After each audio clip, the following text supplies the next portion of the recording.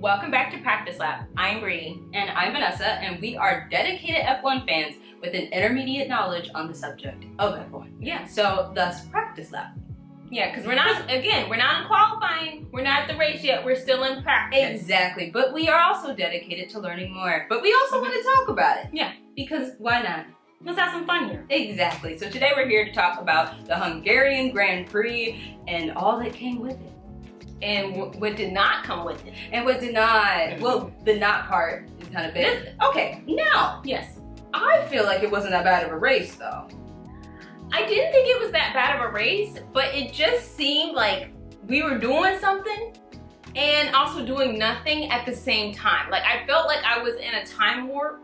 You know what I mean? Like, some people were really excelling. Like Lando, I was like, oh, this is great.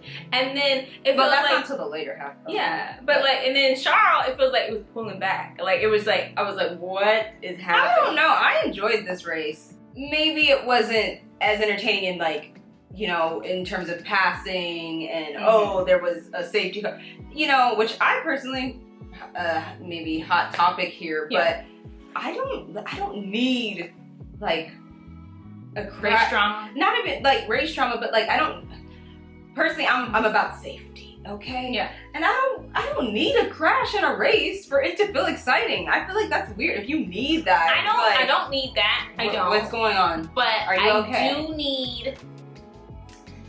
I know this track was not designed for a lot of overtakes. But you know, in F1, it's nice to see a little, you know, battle here and there. But and there was some, you know. There was some at, you know, towards the end. Yeah. And then there was, you know, it was this here and race there. was all about strategy, though. And I think Yeah. if you like dived into that and subscribed to the idea that this is about strategy, this is not just going to be about passing, this is not just going to be about, you know, who's, I agree. you know, not making mistakes and everything, then you started to enjoy it a bit more. Yeah. And the reality was we had 10 cars doing, I think it was 10 cars doing 2 stop, 10 cars doing 1 stop. And I thought that was interesting because I'm like, what is going to happen? What strategy's going to win in the end? And going into it, it was like 2 stop is the way to go. Okay, so we had here on the grid, we had Charles Leclerc. I'm going to correct myself. There you go. Charles Leclerc, Oscar Piastri, and Lando Norris. So when the race begins to start, okay, we think Charles is going to get out there in order to build a lead. But wow, what's happening? Yeah, I mean, because he does. He gets away pretty well, I will say. Charles Leclerc gets away pretty well. But then what happens with Lando? Lando is third, but he tries to make a mood. He tries to make a mood. You know, I mean, Lando, he is a mood. He is a mood. But he tries to make a move on the inside, but he brakes too early. So that ends up putting him back. And then George is that what you over. Would say would happen though? That's your perspective. Okay. I have a different one. Okay. Share your thoughts. My perspective. My perspective is that Lando was trying to make a move on Oscar. Okay. He saw a window. Yes. But then realized it was closing. The window was closing. It was. And he said, I'm not crashing and I'm not going to cause my, you know, I almost called him his roommate. I'm not his teammate. He's like, I'm not going to cause my teammate to crash. Like, I'm pretty sure they're like, boys, go ahead. Sorry, I keep saying boys. Men, go ahead, race, but not at the cost of each other's race. Okay, especially on the first lap. You think that he broke too early because he was already thinking that? I don't think he broke too early. I think he protected Oscar and himself from crashing because maybe he judged it a little bit wrong. Yeah. But then that allowed for Alonso and Russell to come through. Okay. Yeah, I can see that. I mean, it cost him for a little bit, but it's not how you start. It's how you finish. Well, that's it, folks. We're going home. Okay. That's what it's all to be. That's what this race was all about. It's true. And then, of course, we have Leclerc and Oscar fighting each other, but Charles got away pretty well. He did. I thought he was maintaining it well, and I thought this could be a chance. We could see. I was seeing Ferrari the podium being in first place. I could see it, and I was like, "Oh, okay." But then there was a part of the race where I was like, "Oh, we're about to lose it," and that's when Charles, you know, lost it as well. I didn't see that for a while though.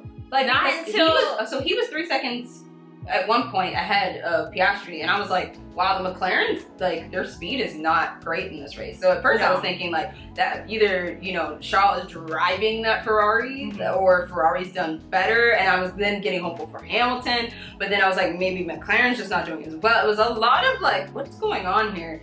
But of course, you know, Oscar does start to pick up the pace. We hear that he was kind of holding back a little bit. They're like, okay, go ahead, pick up the pace, Oscar. So very early on in the race, McLaren talked to Oscar about a one stop. They were like, hey, this could be a possibility. And then like, you know, Oscar's like, well, you know, if it happens, it happens. Well, is that what happened? Okay, why do we keep having different accounts of this race? We watched half of the race separately, and so I feel like I have different perspectives or different accounts. Well, they talked to Lando and they talked to Oscar about the one stop. I heard from Oscar, he was like, dealing with these tires right now, no, there's no chance. All right, so we had a quick sidebar. McLaren talked to Oscar about the one stop, but he was saying based on his tires, he didn't think it was probably a possibility. But if there was, he was up for it. Okay, all right, so we have some clarification because you know what? This race is so confusing. My notes are all over the place, y'all. I don't know what's going on. I would say this is the most confusing race of the season so far. Yeah, and disappointing for Ferrari. It hurts my feelings. So the two leads decide to pit, and they have pretty good pit stops. And when they come out, Norris is now, he's not the net lead, but he is the lead of the race. And he decides to stay out longer. And we're wondering, like, is he going to pit? What's going to happen? But if he does pit at that point, he's going to come out substantially behind Russell. So Piastri pits, and of course, you know, Ferrari has to match that. But they're a little off, and Piastri's was a perfect timing, you know, pit stop. He comes out into a pretty good area. Leclerc, I feel like he didn't. I feel like he was behind a few people, which caused him to be in some dirty air. It just was not good timing. I don't think it was going to benefit him. Like, even though he had a quick pit, they went from medium to hard tire, and this is a hard lap to, and this is hard track to overtake. This is Leclerc you're talking about? This is Leclerc. And then, so how are we going to make improvements to come back after this? Even though we had a spectacular pit, I think it was like 2 seconds? Yeah, 2 seconds a pit change for the tire. But I'm like, okay, now we're in trouble because I don't think we pitted at the right time.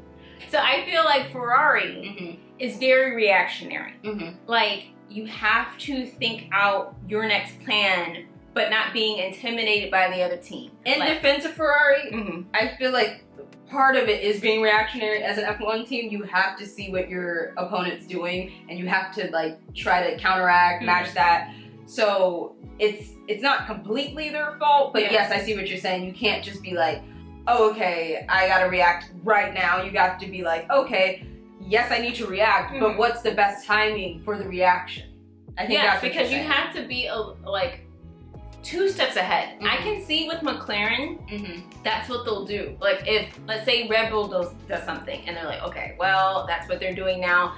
Let's give it maybe a lap or 2. Let's strategize and figure out what we can do best. Because let's say that Max pits and then we pit right after that. Well, are we pitting because that's going to give us the most advantage, or are we just pitting because he just pitted, so okay, we're gonna go pit. Yeah, you do have to figure that out. And I noticed with Lando, they were like holding it off, and I was like, ooh, interesting. What are we doing here? Because when both Piastri and Leclerc come out, I think the difference in the lead at that point was about 8 seconds.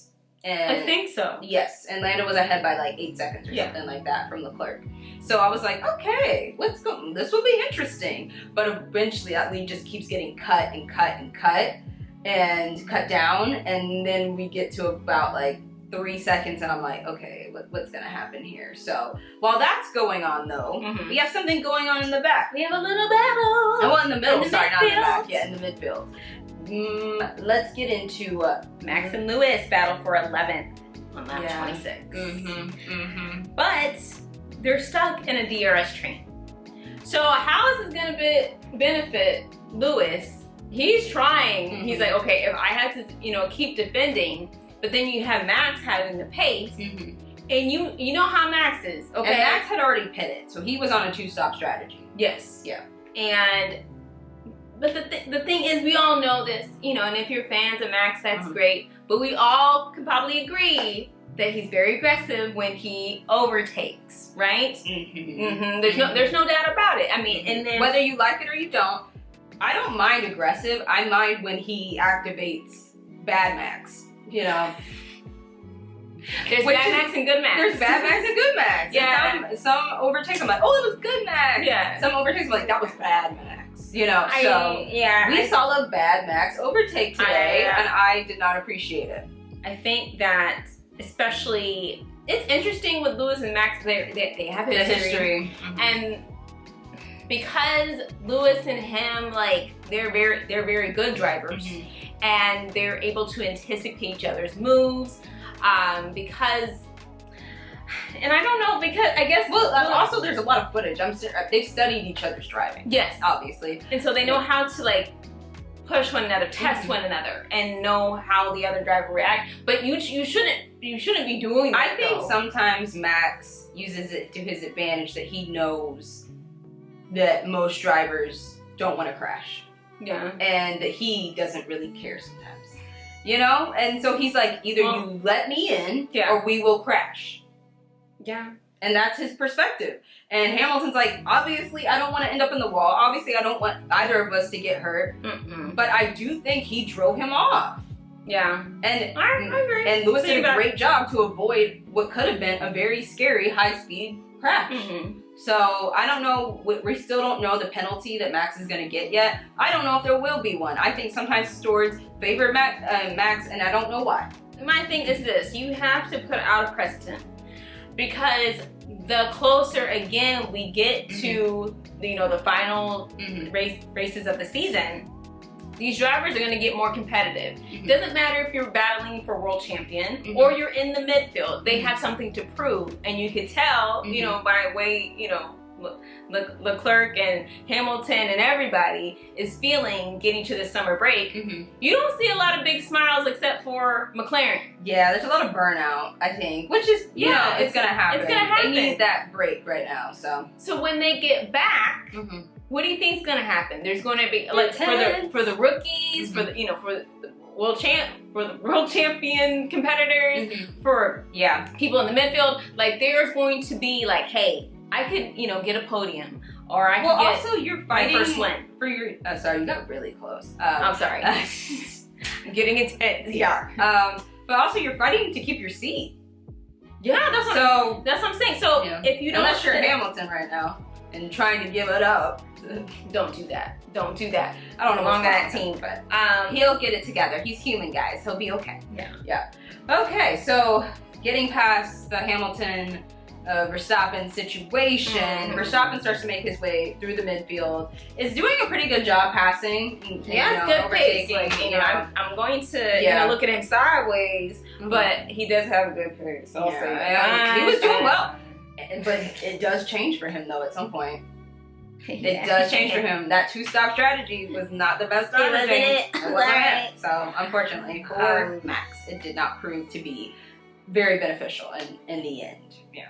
But now we're seeing around lap 33 that Charles Leclerc and Oscar Piastri try to battle. Now, what was happening here for Leclerc? I feel like during this time, around that they finally pit Hamilton, that they also pitted Leclerc, and they put him on a hard tire. Now that was the only option they had left. You can't do a soft at that point. No, you can't, because it wouldn't make sense. You have 40 laps, or 30-ish show laps left. So you can't put on a soft tire. I was upset because I was hates the hard tire for Ferrari. I do. She has this theory that it's just the worst tire and for their car, and it does nothing for them. It takes so long for it to make a difference. Like, sure, like they're like, put on a hard tire, it's gonna take time to warm up. What can you do? You have to use the hard tire. Yeah, but here's look, I'm not an engineer. For this type of race, you have to use No, I am not in that world. But what I was pitching okay, is for Leclerc to start on a hard tire. Okay, I know it's kind of crazy. But look, it's not how you start, it's how you finish. Start on a hard tire, then go to medium, and then go to soft. I think a three stop? No, it'd be 2 stop. You said hard, medium, soft. That's a 3. No, he starts on a hard. Oh, goes to medium, goes to soft. Oh, sorry. You see what I'm saying? I was like, a 3 stop? What are you talking about? No. We don't want all 3 stop. He starts on a hard tire, medium, then soft. So there'd be 2 stop. Okay. I think because your car is different from everybody else's, you can't do what McLaren's doing. I'm trying to tell her that if he had started on a hard, girl, it's not what. Look. You already said that hard tire is really difficult for the Ferrari. Okay. He probably would have ended up in 10th in the beginning lap. I said I'm not an engineer. I just go based on what I'm thinking, what's in my heart. Okay? And your heart can be wrong. It can be wrong. But first of all, you gotta try some things. And the thing is, like, what do you gotta lose? I just don't think, obviously Leclerc was complaining about something going on with the car. Yeah. He had a spiel. It was like a Shakespearean monologue. They had to extend it on the thing. It was so long. He's like, what is going on? You were telling me that Charles said something about the chassis. Mm-hmm. So being something going wrong on with the car. But we don't really know. Like, it seems a bit cryptic. Something's going on. We don't know. But that car is losing pace. So it got bad. That's what I'm saying. Like, what? I don't understand. I don't know what else to. That's what I'm saying. I don't know what else to do. Do we put a hard tire on the beginning? Do we put it on the left? I don't know what else to do. That was rough. Do we have to? I think do we go back to the drawing board? You know what? Let's just move on. I'm gonna get upset. Okay. Lando pits, Okay. And amidst all this going on, and it's a very quick 1.9 stop. Yeah, that's on lap 31. So this is a little bit, before everything was happening with Charles Leclerc in lap 40 and things. But he's doing well. He's excelling, and I'm like, at this point, they put him on a medium, right? No, a hard. Sorry, they put him on a hard. That I did not write down. I'm so sorry. Yeah, they put him on a hard because he started out on the medium. Okay. Yeah. Because of that brilliant pit stop. Now Norris takes the lead. Mm-hmm. And now for a couple laps there, we're having people like pit. It's just kind of confusing. It is chaos island for a while. I was like, what is going on? I was trying to remember like who's on a 2-stop strategy, who's on a 1-stop strategy. If somebody's in the lead, are they really in the lead? Because you see Alonso up there, but then that's not really. It was a whole thing. Because he hadn't pitted yet, but then it was a lot going on. But let's just skip it all. And we can just say that leaves us by lap 51 with Lando Norris in the lead. Yes. I don't know why I had to say his whole name. Lando Norris in the lead. I'm just going to say everybody's full name. Lando Norris in the lead. Then we got Oscar Piastri overtaking Leclerc into second.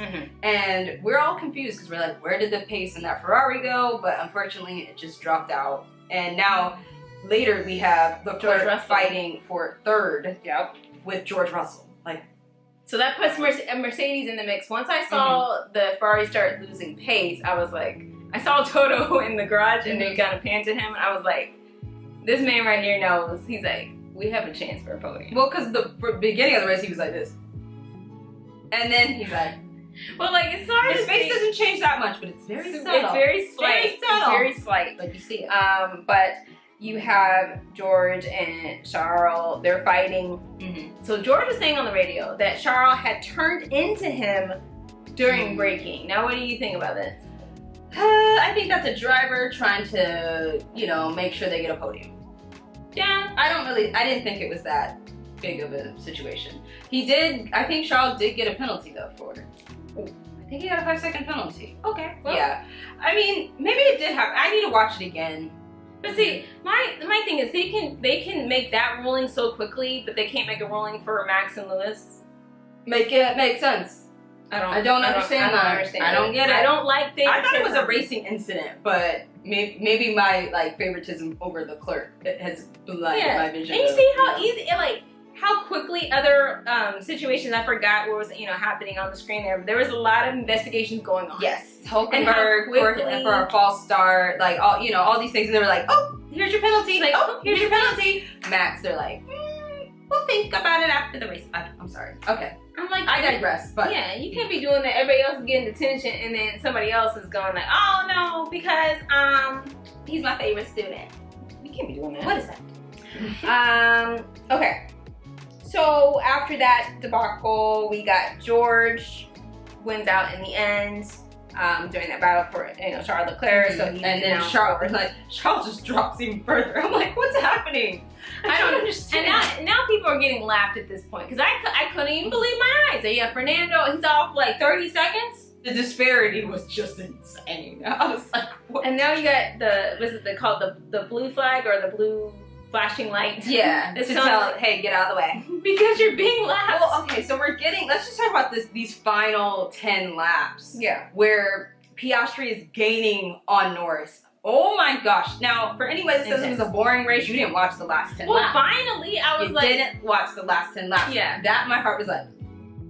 Well, it's because during the race, I felt like I was like watching it, and then I go like this. And I watch it, and I'd be like, so certain instances were like really interesting, but this, I was like, okay, now it's getting interesting because these two are battling again for the world championship. I was like, oh my gosh, Lando, can this happen? Yeah, can you win? Yeah. This race? But I had a strong feeling that he would. I really hoped he would, but I was just like, don't make a mistake, keep focused. Like Bree will tell you, I was very like, go Lando, go, focus, like focus in. And I was calm as a cucumber. But my sister and my mom, they were shouting at the screen. They're like, go Lando, go, let go Lando, go. I'm going, you were all like chill. I was like, he's gaining. We had some points where he was like 0.3 behind. While this battle's happening, Oscar is getting closer to Lando. And during this time, our mom is like, okay, freaking out because she's a Lando fan. She's also a Lewis fan, but she's also a Lando fan as well. And the commentators are saying, okay, he's edging closer. Like he might win. Oscar might win. Like, it might happen. It might happen. And she says, why are they always rooting for people to fail? I lost it. I couldn't even focus on the rest of the race. I tried. She's not wrong though. She's not wrong. It's true. Like anytime there is somebody in second and there's the lead, they're like, he's gonna get him. He's gonna get him. That was exciting. That was exciting. They were driving, both him and Lando were driving impeccably well. I was just like, this is racing. Yeah, it was cool to watch. And I forgot which lap. Oh, lap 69 is where Oscar locked up because he was trying to make that move. I forgot which turn it was. Oh gosh. But that smoke came out like. I was so worried. I was like, do not crash into Lando. Please do not crash into Lando and have a double DNF or something. Yeah. So thankfully he got it just in time. I think Russell made a really funny joke or something in the cool down room. Yeah. And he's like, he sees it happen on the screen and he looks over at Oscar and he's like, you should have just like T-boned him or something. Like, then I could, Oh, then he went down in the end? Yeah. Well, didn't that happen with Ferrari with Charles and Carlos one time? Something happened like that. They like were fighting and then they were going to be 1-2 and then something happened. I don't know which race but that this was. has happened for Russell before. He's won by 2 people in the lead crashing. I can see that. So good job for you, Russell, being able to be consistent. He's Mr. Consistency, Mr. I don't know if that's what they call him, Mr. Saturday for qualifying, but I feel he's Mr. Consistency. And if you're there and show up and be there, and maybe you might just get the podium. Yeah. So at the end of the day, in the most confusing race that I've ever watched in my life, it is Lando, Oscar, and George there on the podium.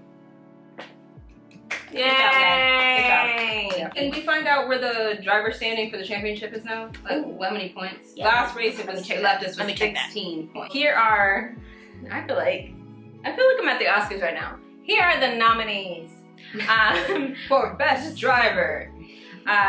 So right now in the driver standings, we have Piastri with 284 and Norris with 275. So it's getting closer. 9 points. Yeah, I hate to break it to you, but Max is not in contention. No. Who is third? Max. Okay. I'm very excited to see where these next couple of races will take us. Yep. But we'll see you then. Yeah. So hang on to your F1 seats and drive safely. Bye. Bye.